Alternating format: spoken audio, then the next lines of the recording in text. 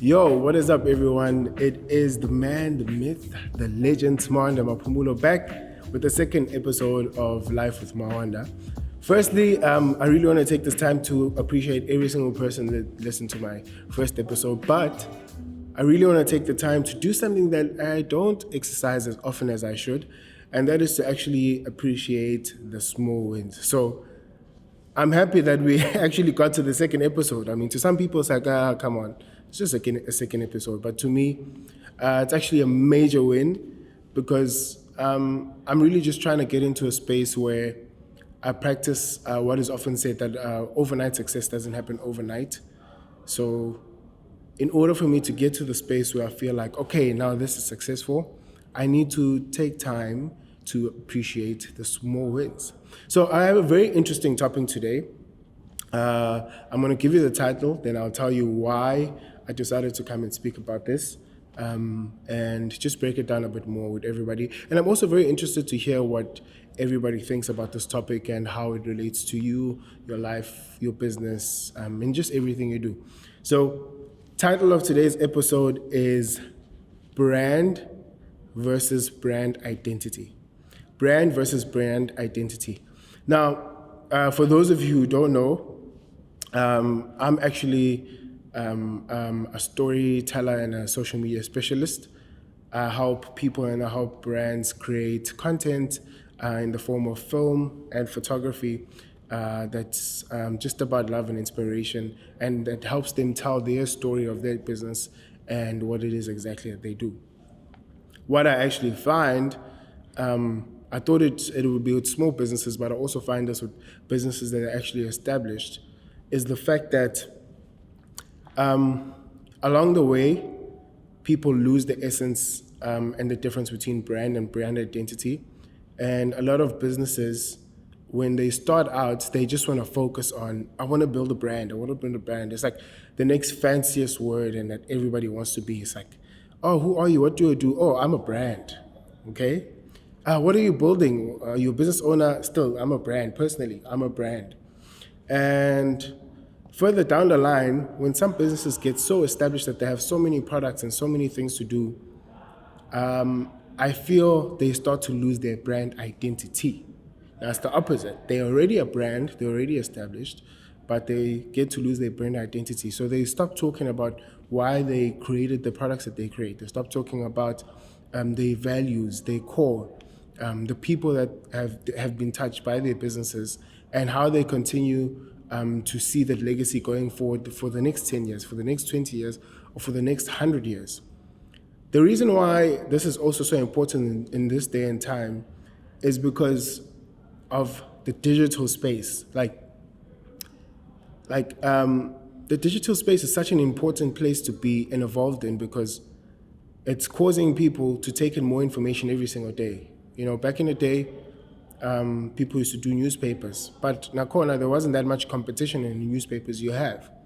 So if you have an ad on there, it used to be very expensive, whether you were working professional or whether you were a business. And the amount of people that can zero in to actually view that ad was way more because there was not that much competition in terms of the amount of newspapers.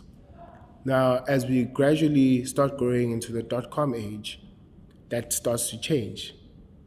Now more that we've now moved over to social media, to different platforms, to the metaverse, and to everything that is happening now, it means that the competition for space and for you to actually have a voice is now a million times bigger than it was in the newspaper age. So now, what that does is that people think that doing one, interview that speaks about the brand is enough. Or people think that just taking out one product is enough. And yes, I have a brand now. But that's not the case. Now it's about how are you continually fitting into the people's lifestyles because they are constantly browsing in their social media. So how are you constantly reminding them that, hey, I'm the person you should be working with because this is how it fits into your lifestyle. Or if you're a brand, hey, I want to remind you that this was relevant during your grandparents' time and your parents' time, and it can also be relevant for you and your kids going forward, meaning that you're continually reminding people, pulling on those hearts, and speaking to them about who you are and what it is you offer. The product, when you are very established, is a byproduct, because that means you've established your product until that far. But when you're starting off, people tend to focus on, business acumen, finding out what is your logo, what is your voice. And as soon as people have that and they have golf t-shirts that have logos and so forth, they feel, oh, I have a brand and I'm there. You're supposed to trust my business. All right? Quite a long intro, but I just wanted to give it a bit of a backdrop as to why I thought that this is important. More so, while I was pondering on this and just doing my research, I actually found that this brand versus brand identity is not just a business thing. It's more also a personal thing as you as a human being. And I'm going to break that down as we continue. And that's why I'm very interested to hear your thoughts. I don't know everything. That's why this podcast is called Life with Mawanda. It's called Sharing Life. And I also like to hear what you think about this and what your thoughts are, how it relates to you, your industry, your life, and how it also impacts you. All right? So, quick research that I did. This is just dictionary meanings of what is a brand, right? One dictionary says that a brand is a type of product manufactured by a particular company under a particular name. Another one says, no, I don't like that meaning. A particular identity or image regarded as an asset. That's very interesting. That's a brand. Another one says,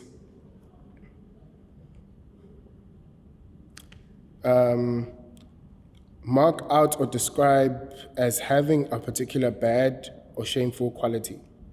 That's something that's called branded as a traitor. So you can also be branded as something bad. So brand is really something that represents what comes out of something, right? And then the other part is brand identity, and this is what people always confuse. So brand identity is the visible elements of a brand, such as color, design, a logo, that identifies and distinguishes the brand in the consumer's mind, all right? So to quickly break this down, brand identity is, yes, the Coca-Cola logo. It's iconic.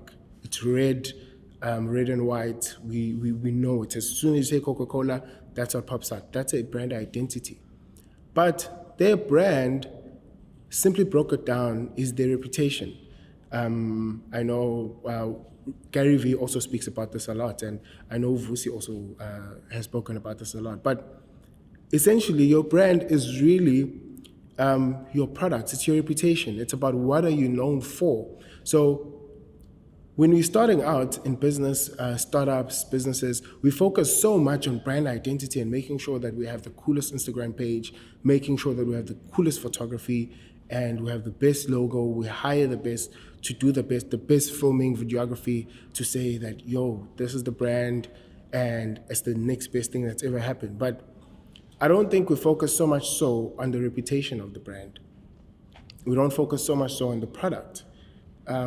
Is the product established enough? I know I was watching one of the Shark Tank episodes, and they were actually speaking about that, hey, it's great that you may have a good brand, but I firstly want to hear about your product. Have you refined your product? Have you worked through your product? Have you tested it in the market? Is it successful? So my challenge now is that since you're saying you are a brand, or you're establishing a brand in terms of business, have you actually really worked on the product? Is the product quality? Yes, it's always going to be evolving and it's always going to be growing, but have you really worked on your product to such a point where you can say, okay, this product is what's going to give my business a reputation? Because brand and product is simply reputation. That's why they say the best form of marketing is word of mouth, because that means that your reputation is so good that people are actually saying, listen, I went to that dentist. Firstly, when I walked in there, the secretary was amazing. When I walked in, he made me feel comfortable enough. It wasn't painful. He explained what is going on with my teeth and what I need to fix and what I need to do. It helped me with follow-up appointments, gave me a quote of everything else that I need to do. Now, all of that is product. From the time you step into the door to the time you walk out and to the time you receive a follow-up call, all of that is product. And essentially, what does that do? That builds your reputation. What that does is that next time somebody says, hey, I need a dentist, I'm like, listen, I got you. I got just the perfect dentist. And that's what brand simply is. It's your reputation.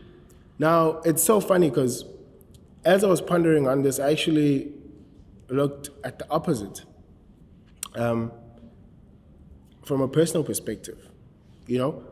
Now, if I say, not even from a business point of view, as a person, you are a brand, whether you like it or not. And it's so interesting because my wife and I always have these conversations with regards to either relationships as friends, relationships as from a dating perspective, from a parenting perspective, and so forth, is the fact that what people struggle with in this day and age is that they meet people that look put together. You go on a date, this guy or this girl, they smelling fresh. They look good, they look clean, they're well groomed, and you can see that, okay, that this person is, they look good. But that is brand identity. And it's important to be attractive, don't get me wrong, just like how it's important that when you're a brand, you have those things in place so that when I do Google you, once I've heard of your reputation, I can actually see that, okay, they present themselves professionally and they take themselves seriously. And as a person, that's what it means, that if you are able to look after yourself, groom yourself, make sure that you're just taking care of yourself on an external point of view, that's your brand identity. But what people really struggle with is their reputation, meaning that does their good looks and their perfume and the best Armani clothes, do they actually represent their product, which is your personal development? Does it align? Does it really represent you? Hence, you get, I listen to some people say, listen, I went on this date and yes, Upradas was looking great. This guy was amazing. As soon as we started talking, or 7 dates down the line, I realized that the combo's uncommunicating. Why? Because we're always quick to put our best foot forward when we meet people. We want to look great and, we want to represent ourselves great, which is very important. But the tougher element or the real challenge is, are you really investing in your personal brand? Are you investing in your personal development? Are you choosing to grow every time? Are you hanging around with people that are challenging you? Are you hanging around with people that are calling you out when you're not doing what you're supposed to be doing? What is your vision aligned to? What are your core beliefs? What are your morals? What are your values?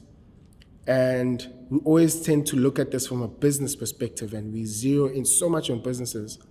But do we really focus and zero in on ourselves as brands or as people, should we say? Because it's really the same. And that's why it's so important when you look at the best investors, they say they look at the business, but they also really follow and they look at the business owner or the founder of the business. Because how you treat yourself as a person will determine how you then treat your business going forward.